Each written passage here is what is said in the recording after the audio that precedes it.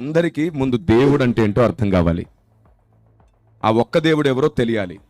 రెండవది ఆయన్ని ప్రాణంగా ప్రేమించాలి. మూడవది ఆయనకు నచ్చినట్లే బ్రతకడం అలవాటు చేసుకోవాలి. ఈ మూడు సమాజం అలవాటు చేసుకుంటే చాలు అనేది మన సువార్త, అదే మన బోధ. చివరికి దేవునికి నచ్చినట్లే బ్రతకడం వారి సమర్పణ అవుతుంది, వారి భక్తి అవుతుంది, వారి తీర్మానం అవుతుంది. మూడు విషయాలు క్రైస్తవుడికి ముఖ్యమైనవి. ఒకటి, ఆ సత్యమై ఉన్న దేవుడు ఎవరు తెలుసుకోవాలి. రెండు, ఆయన్ని ప్రాణంగా ప్రేమించడం అలవాటు చేసుకోవాలి. మూడవది, ఆయనకు నచ్చిందే చేయడం అలవాటు చేస్తూ బ్రతకాలి. ఇప్పుడు చెప్పండి, ఈ మూడు చేస్తే మనం ఏమైనా చెప్పాలా? అది మార్చుకో ఇది మార్చుకొని చెప్పాల్సిన పని ఉందా? ఆ ఆచారం వద్దు ఈ ఆచారం వద్దు అనే సిద్ధాంతాలు అవసరమా? దేవుడు ఎవరో తెలుసుకున్నాడు, దేవుని ప్రాణంగా ప్రేమిస్తాడు, దేవునికి నచ్చినట్లు బ్రతకడానికి రోజు మార్చుకోవడానికి ఆత్మదేవుని సహాయం తీసుకుంటాడు.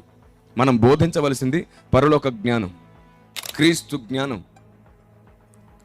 క్రైస్తవుని ఆలోచన విధానం, భక్తి సాధన విధానం, నీతిని, న్యాయమును, యథార్థతను, లేఖనములో రాయబడిన దేవుని సూత్రములను, దేవుని మర్మములను, ఇలా ఎన్నో సంగతులు బోధిస్తుంటే సంఘం నానాటికి ఎదుగుతుంది, ఫలిస్తుంది.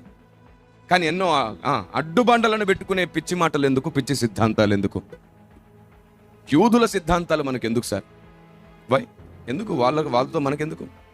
వారెవరి పెళ్లిళ్ళకి వెళ్ళరు, ఎవరి చావులకు వెళ్ళరు, ఎవరి ఫంక్షన్లకు వెళ్ళరు, వారితో ఎవరిని కలుపుకోరు.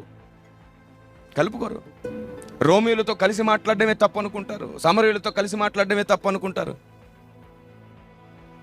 అరే అన్యులతో కూర్చొని భోజనం చేస్తున్నాడు ఏంటి ఈయన తప్పంటారు, కలిసి మాట్లాడిన తప్ప. ఈరోజు కూడా చూడండి, కొందరు సహోదరులు ప్రేమతో కలుసుకుంటే మనోళ్ళు ట్రోల్ చేయడం స్టార్ట్ చేస్తారు. అరే బోధ సరే, మీ ఇద్దరిది వేరు వేరు బోధ, మీరు ఎట్లా కలిశారు? అసలు కలిస్తేనే కదా బోధ సత్యమేదో తెలిసేది, ప్రేమ ఉంటేనే కదా సత్యం స్థాపించబడేది. స్నేహబంధంతో కలిస్తే బోధను సపోర్ట్ చేసినట్టు కాదు, ఆ బోధను సరి చేసుకోవడానికి స్నేహబంధం కావాలి.